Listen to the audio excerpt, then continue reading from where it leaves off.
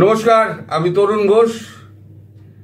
একমাত্র কূটনৈতিক সম্পর্ক ছাড়া আমেরিকার সঙ্গে সমস্ত লেনদেন বন্ধ করে দিল ভারত।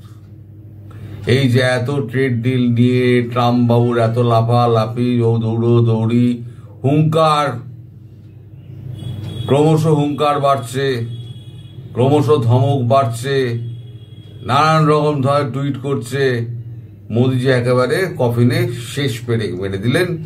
উনি বললেন সেটা হচ্ছে বাতিল ভারত আমেরিকা বাণিজ্য বৈঠক।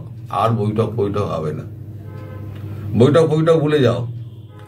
সকালবেলা ভিডিওতে আমি এটা নিয়ে বিস্তারিত কিছু বলিনি। তার মানে এই কারণে বলিনি, যদি আমি এটা নিয়ে বলতে যাই তাহলে ভিডিও অনেক লম্বা হয়ে যাবে, লোকের ধৈর্যচ্যুতি ঘটবে। তাই এটাকে আলাদা করবো বলে আমি ভেবেছিলাম। এখন এর সঙ্গে একটা বাংলাদেশ জড়িয়ে আছেন। আপনারা জানেন, আমি আপনাদের দুদিন ধরে আমি বলে যাচ্ছি। একদিন Tracy and Jacobson, charge the affairs, তিনি আমাদের যিনি রণদীপ জয়সওয়াল মুখপাত্র, তার সঙ্গে একদিন ফোনে কথা বলে জয়শঙ্করের সঙ্গে ফোন করেছিলেন, ডাল গলেনি। তারপর মার্কো রুবিও, তিনিও ফোন করেছেন। মার্কো রুবিও ফোন করার কি কথাবার্তা হয়েছে সে তো সম্পূর্ণ জানা যায়নি। শুধু জানা গেছে যে আপনারা যে রায় তারা ছড়িয়েছেন, আপনারা এবার পরিষ্কার করুন, মানে থুতু নিজে ছিটিয়েছ, নিজে রাস্তা পরিষ্কার করো। সোজা কথা। 10,500 কিলোমিটার দূর থেকে এসে এখানে বসে তুমি মস্তানি করবে আর ভারত চুপ করে বসে থাকবে, সে তো হয় না। ভারতকে অস্থির করার জন্য একবার পাকিস্তানকে একবার তোল্লা দেবে, একবার বাংলাদেশে অস্থির করবে, এ তো ভারত মেনে নেবে না। ফলে ভারত এবার তার শেষ অস্ত্রটা প্রয়োগ করলো, সেটা হচ্ছে বাণিজ্য বৈঠক বন্ধ। আর বাণিজ্য বৈঠক বন্ধ হওয়া মানে আমেরিকার শিরে সংক্রান্তি। কেন আমি একটা একটা করে বলছি। প্রথম হচ্ছে খাদ্যপণ্য। খাদ্যপণ্যের মধ্যে কি আছে? চাল, ডাল, তেল, মশলা, সমস্ত কিছু এখান থেকেই যায়, সব কিছু। আমেরিকার সঙ্গে ভারতের যে ট্রেড ডিল হয়, সেই ট্রেড ডিলের পরিমাণটা হচ্ছে মাত্র 77 থেকে 80 বিলিয়ন ডলার। এই 77 থেকে 80 বিলিয়ন ডলার, ওরা যে বলে না ট্রেড ডেফিসিট, মানে আমেরিকা থেকে অস্ত্র কেনা ছাড়া অন্য কিছু তো আমেরিকা তৈরি করে না, যেখান থেকে একটু ফল টল, একটু চেরি ফেরি এই সমস্ত আছে। এছাড়া তো আমেরিকা কিছু তৈরি করে না। খাদ্যশস্য আমাদের তো পরিমাণে বেশি, আমাদের যা খাদ্য হয় আমরা নিজেরা খেয়ে আমরা ওই 30% কি 35% আমরা বাইরে বেচি। তা ট্রেড ডিলের সমতা কি করে আসবে? তুমি কিছু মাল বানাবে, যে মালগুলো কেনার মতো হবে, ভারতবর্ষের কাছে নেই, তবেই না ভারতবর্ষ কিনবে। চীনের কাছ থেকে কিনছে কেন? চীনের কাছ থেকে কিনছে এই কারণে, চীনের কাছে অনেক রেয়ার আর্থ মিনারেল রয়েছে, চীনের কাছে যন্ত্রাংশ আছে। চীন আমাদেরকে নানান ধরনের ওই ক্ষুদ্র যন্ত্রপাতি, এই সমস্ত আপনার কাঁচি থেকে সেফটি পিন সমস্ত কিছু সাপ্লাই দেয়। এইগুলো আমরা চীনের ওপর নির্ভরশীল। ফলে চীনের সঙ্গে আমাদের 200 বিলিয়নের ওপরে আমাদের ব্যবসা হয়। আমেরিকার সঙ্গে ব্যবসা হয় মাত্র ওই 77 থেকে 80 বিলিয়ন। কখনো 77 নামে, কখনো 80-তে ওঠে। এই 77 বিলিয়ন কি 80 বিলিয়ন ডলার, 870 টোটাল যে বিলিয়ন আমাদের যে এক্সপোর্ট আছে, তার কত শতাংশ এবার আপনারা হিসেব করলেন। এবার সেটা যদি আপনি জিডিপিতে ফেলেন ভারতের, সেই জিডিপির হচ্ছে 2%। জিডিপির 2%, যেটা কোনো মানে প্রভাবই ফেলবে না। এবার ভারতের কাছে কি আছে? ভারতের কাছে ওই 77 কি 80 বিলিয়ন ডলারের মাল বেচা সারা পৃথিবী পড়ে রয়েছে, সেখানে বেচা কোনো সমস্যা নেই। আর যদি ভারতীয় চাল, ডাল, তেল, বিশেষ করে মশলা যদি না যায়, তাহলে কিন্তু ওই আমেরিকানদের ঘরে কিন্তু হাঁড়ি চলবে না। যেমন রাশিয়া থেকে গ্যাস না গেলে চুলা জ্বলবে না, ঘরে একবার উত্তাপের মেশিন চালাতে পারবে না, তেমনি গাড়িও চলবে না, সমস্ত কিছু চলবে না। এই গেল একটা। দ্বিতীয় হচ্ছে ওষুধ। ভারতীয় ফার্মাসিউটিক্যাল সারা বিশ্ব জুড়ে ব্যবসা করে, ইন্ডিয়ান মেডিসিন। ইন্ডিয়ান মেডিসিনের যা কার্যক্ষমতা, তার উপরে যা মানুষের নির্ভরতা, সেটা প্রায় প্রশ্নাতীত। মানে আমেরিকায় যদি আপনি কারোর আপনার আত্মীয় স্বজন থাকে, আপনারা খোঁজ নেবেন তারা ভারতীয় মেডিসিনের উপরে, জেনেটিক মেডিসিনের উপরে তারা কতটা নির্ভরশীল। দামে কম, কার্যকারিতা বেশি। এবার ইন্ডিয়ান মেডিসিন যদি বন্ধ হয়ে যায় তাহলে কি হবে?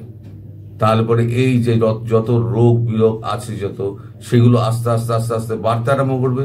আর আমেরিকার স্বাস্থ্য ব্যবস্থা এমন, আপনি যে জ্বরে মানে কাতরে মরে যান, আপনার হাসপাতালে আপনাকে লাইন দিয়ে থাকতে হবে।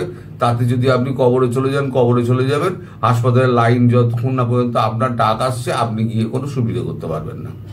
এ কি ভারত নাকি? গেলাম আর এমার্জেন্সিতে গিয়ে ভর্তি হয়ে গেলাম। আমাদের যা স্বাস্থ্য ব্যবস্থা, স্বাস্থ্য পরিকাঠামো, তার তো 10% তো আমেরিকায় নেই। একটা উন্নত দেশ, এত উন্নত দেশ, বেসিক চাহিদা কি? খাদ্য, আপনার বাসস্থান, আর হচ্ছে আপনার চাকরি। বেসিক চাহিদা যেগুলো, চাকরির বাজার পুরোটাই হচ্ছে অশিক্ষিতের ভরে আছে, যারা সিলিকন ভ্যালি চালাতে পারবে না। সিলিকন ভ্যালি চালাতে গেলে ভারতীয় লোকজন নিয়ে গিয়ে সিলিকন ভ্যালি চালাতে হচ্ছে। ভারতীয়দের ফিরিয়ে দে, সিলিকন ভ্যালি চালিয়ে দেখিয়ে দে যে হ্যাঁ আমাদের আমেরিকার মস্তিষ্কে সিলিকন ভ্যালি চলছে। আমেরিকার মস্তিষ্ক নেই তা বলবো না, আমি একবারও বলবো না, আছে। তবে ভারতের কাছে তার শতাংশের হিসেবে অনেক কম। ভারতের জিনিয়াস তৈরি হয়, MIIT, IIT, JEE থেকে সব জিনিয়াস তৈরি হয়। এক একটা করে সুন্দর পিছায় পিছায় এক একটা করে বেরোয়, বাঙ্গা টাঙ্গা এরকম বেরোয়, নাদেলা ফাদেলা বেরোয়। তো এরকম কিন্তু প্রচুর নাদেলা আর এরকম সুন্দর পিছাই কিন্তু ভারত আমেরিকার জুড়ে রয়েছে। তো যাই হোক, এবার হচ্ছে 3 নম্বর, সেটা হচ্ছে ভয়ঙ্কর, সেটা হচ্ছে এভিয়েশন ফুয়েল। এভিয়েশন ফুয়েল একমাত্র ভারতবর্ষ তৈরি করে এবং কিছু তৈরি করে ভেনেজুয়েলা। তা ভেনেজুয়েলার সঙ্গে তো ভারতের আগেই চুক্তি হয়ে গিয়েছে, ওখান থেকে পাবে না। আর বাকি যা সারা বিশ্ব আছে, সারা বিশ্ব কিন্তু কাঁচা তেল তৈরি ওঠায়, কাঁচা তেল উঠিয়ে সেটা পরিশোধন করে হচ্ছে ভারতবর্ষে। এবার ভারতবর্ষ রাশিয়া থেকে আগে তেল কিনতো, এই যে মানে হুঙ্কার টুঙ্কার দেওয়ার আগে তেল কিনতো প্রতিদিন 1.4 বিলিয়ন ব্যারেল। এখন যখনই হুঙ্কারটা বাড়িয়ে দিল না আমেরিকা, তখন মোদিজি করলেন 2 বিলিয়ন ব্যারেল করে প্রতিদিন আনতে আরম্ভ করলেন। তুই তোর মতো চেঁচা, আমি আমার মতো কাজ করে যাব, ব্যাপারটা এইরকম দাঁড়ালো আর কি। তাহলে এখন যদি এভিয়েশন ফুয়েল যদি বন্ধ হয়ে যায়, এবার প্লেন উড়িয়ে দেখা কত যে মজুত আছে। আমি ধরে নিলাম 10 বিলিয়ন ব্যারেল মজুত আছে, 100 বিলিয়ন ব্যারেল মজুত আছে, 1000 বিলিয়ন ব্যারেল মজুত আছে। রাজার ধন বসে খেলে শেষ হয়ে যায়।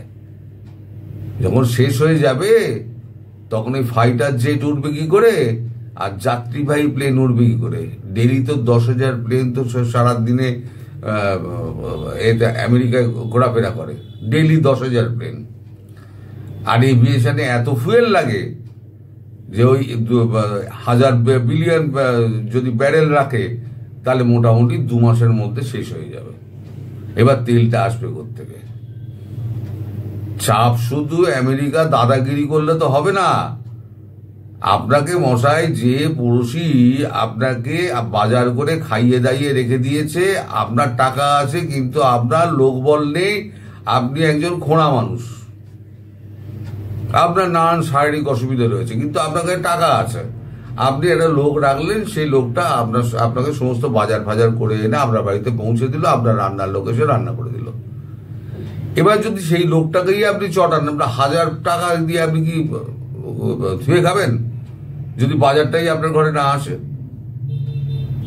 একমাত্র অস্ত্রশস্ত্র বিক্রি করা ছাড়া আর কিছু ইলেকট্রনিক যন্ত্রপাতি বিক্রি করা ছাড়া আমেরিকা কি বিক্রি করে?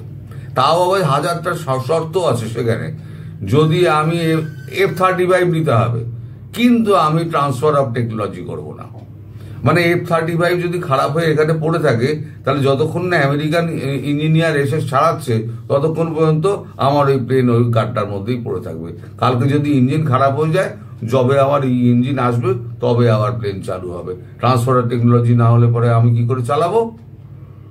যেটা রাশিয়ার Su-57 ট্রান্সফার অফ টেকনোলজির মাধ্যমে ভারতকে স্টেলথ বিমান দিচ্ছে, ভারতও নিয়ে নিচ্ছে। এই যে F-35 আমাদের দক্ষিণ এতে ভারতে এতদিন ধরে পড়েছিল, লক মেরে দিয়েছিল তো, এমন স্টেলথ ভারতবর্ষ লক মেরে দিয়েছিল, পুরো 1.5 মাস না 2 মাস ওখানে পড়েছিল। তারপর পর্যা সব খুলে, যা যন্ত্রপাতি সমস্ত খুলে একবারে C-130 করে নিয়ে একবারে দেশে চলে গেছে। এই হচ্ছে আমেরিকার অবস্থা। তা অন্যের ভরসায় যারা বেঁচে থাকে তাদের বেশি দাদাগিরি করতে নেই, সেটা এখন মোদিজি হারে হারে টের পাইয়ে দেবেন। আর রুবিও দিয়ে হবে না, ট্রাম্প বাবু শুনে রাখুন, রুবিও দিয়ে হবে না, আপনাকে এসে নাক ঘষটাতে হবে। আর এই যে আমেরিকায় আর ওই যে আপনার বাংলাদেশ নিয়ে খেলছেন না, বাংলাদেশে খেলাধুলো হচ্ছে আপনার ফুটবল মাঠ করে ভারতকে অস্থির করার জন্য, পাকিস্তানকে অস্থির করার জন্য। পাকিস্তানকে বাড়বে সেপ্টেম্বরে, সে তো মার্কো রুবিওকে বলেই দিয়েছে জয়শঙ্করজি, যে সেপ্টেম্বরে আমরা পাকিস্তানকে মারব। আগেকার দিনে রঘু ডাকাত ছিল না, রঘু ডাকাত ওই চিঠি লিখে ডাকাতি করতে আসতো, আর ভারতবর্ষ ওই বলে দিয়ে মারে, আমি সেপ্টেম্বরে, ডেট বলবো না, সেপ্টেম্বরে মারবো। তুই আর তোর কত আটকানোর লোক আছে, তুই আটকা, দেখি ভারতবর্ষের সঙ্গে লড়। তো মোদিজি এখন এমন টাইট বেড়ে দিয়েছেন, ট্রেড ডিল পুরো বন্ধ, চলো তোমার মাল বেচবো না, তোমার থেকে মাল নেবও না, তুমি কি করবে? এক এভিয়েশন ফুয়েল আর খাদ্যশস্য, আর যদি ওষুধ বন্ধ হয়ে যায় একেবারে বল হরিবল হয়ে যাবে। 15টা দিন অপেক্ষা করুন, ট্রাম্প বাবুকে দেখবেন ছুটতে হাঁপাতে দেখবেন এখানে চলে এসছে। ওদিকে ইউরোপ আর ব্রিটেনের চাপ, এদিকে ভারতবর্ষের চাপ, ওদিকে চীনের চাপ তো আর রাশিয়ার চাপ তো আছেই। রাশিয়া বসে বসে গাল চুলকাচ্ছে আর হাসছে, আর চীন মিচকি হাসছে। চীনের বিদেশ মন্ত্রী তিনি আমাদের ভারতবর্ষে খুব শিগগিরই পা দেবেন। তারপরেই প্রধানমন্ত্রী মোদী চীনে যাবেন। তারপরেতে আপনার ব্রিক্স নিয়ে কথাবার্তা হবে এবং ব্রিক্সের মুদ্রা চালু হবে। তখন বাকি যে ডলারটুকু আছে না, যেটা দিয়ে এত গর্ব পৃথিবীকে নাচাবে, ওই ডলারও কুঠারাঘাত হবে। ভারতে পেছনে লেগো না ভাই, ভারতের পেছনে যে লাগবে তার অবস্থা খারাপ হয়ে যাবে। সবাই ভালো থাকবেন, সুস্থ থাকবেন, সাবধানে থাকবেন। নমস্কার।